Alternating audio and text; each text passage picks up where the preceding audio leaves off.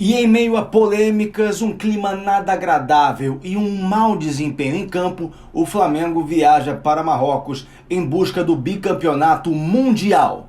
Meus irmãos rubro-negros, sejam bem-vindos a mais um vídeo do canal Dom Ian Saudações Rubro-Negras. Nesse vídeo vou falar sobre a vitória do Flamengo contra o Boa Vista ontem pela sexta rodada do Campeonato Carioca, jogo que foi marcado por polêmicas, um baixo público no Maracanã, perto daquilo que a gente está acostumado, e também um mau desempenho dentro de campo que tem deixado os torcedores do Flamengo um tanto quanto desanimados para o Mundial. Vou falar também, lógico, sobre as declarações do Vidal, sobre as quais eu fui muito questionado ontem na live lá no TikTok, e também sobre o chilique do jogador chileno à beira do campo no banco de reservas, né? Depois teve a coletiva do Vitor Pereira, que também falou a respeito do que aconteceu. Teve o pronunciamento do Everton Ribeiro na zona mista e também vou falar sobre o Ângelo, jovem jogador do Santos, que no momento é alvo do Flamengo. Mas antes de entrar nesses assuntos, eu gostaria de pedir a você,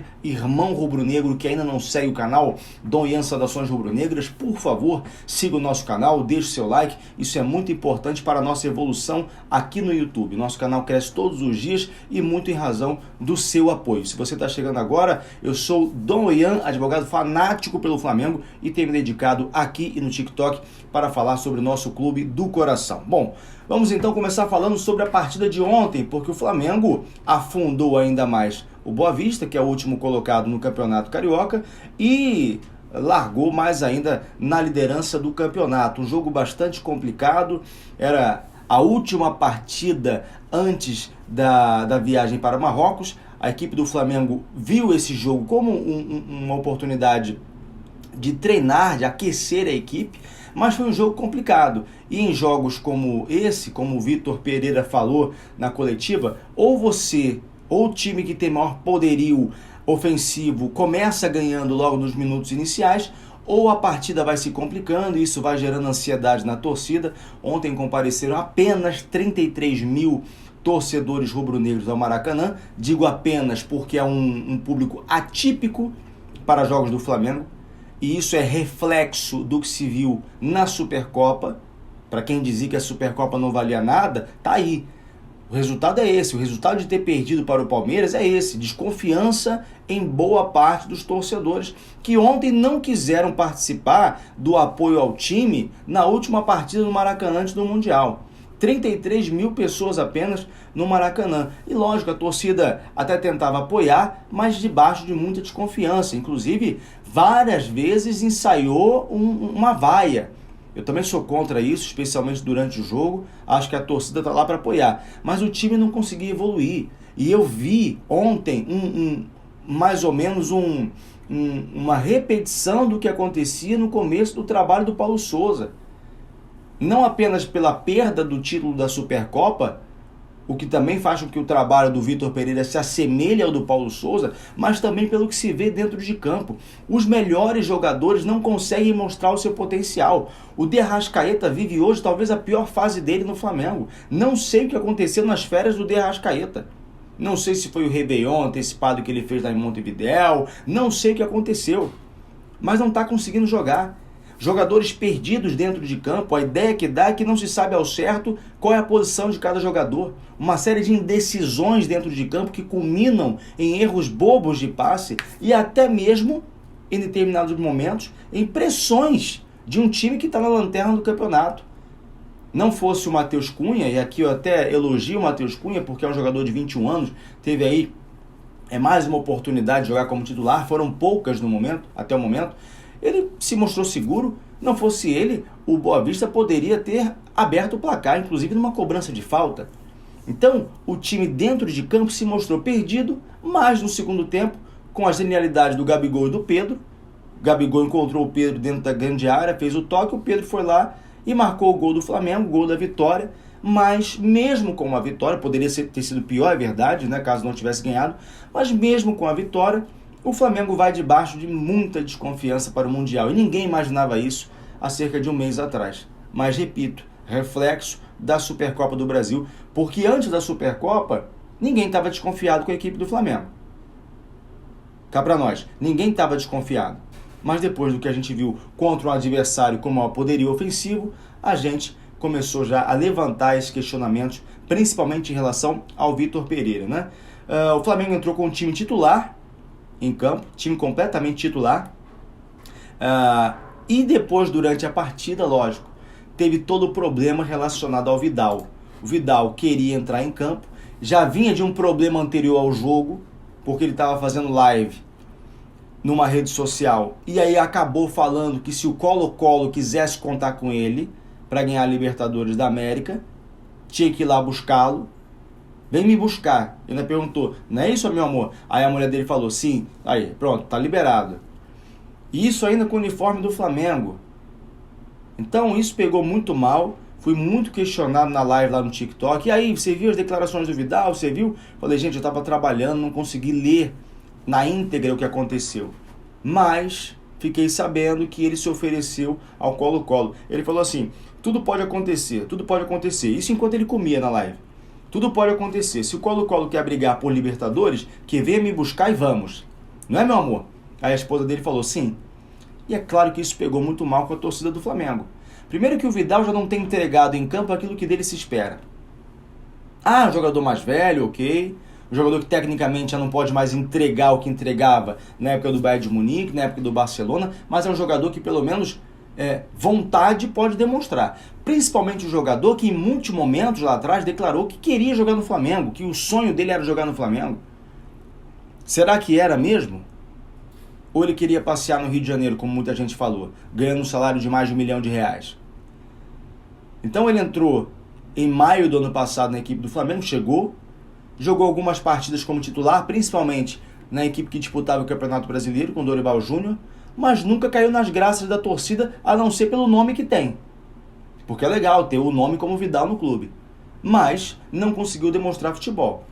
Aí ele dá essas declarações, depois ele vai às redes sociais, entrei nas redes sociais dele, ele lá colocou a postagem em referência ao jogo contra o Boa Vista, falou que quer ficar no Flamengo, ele escreveu lá nos comentários, quero ficar no Flamengo, amo estar aqui, eu até curti, mas depois, durante a partida, ao perceber que não entraria, uma vez que o Vitor Pereira já tinha esgotado todas as substituições, né? Ele fez a substituição do Matheus França e Marinho nas vagas do Arrascaeta e Pedro, e depois já tinha entrado Ayrton Lucas, Pulgar e Everton Cebolinha. Então, quando ele achava que poderia entrar e percebeu que não entraria, ele começa a esbravejar, volta para o banco de reservas, atira a chuteira, arranca a chuteira e atira a chuteira.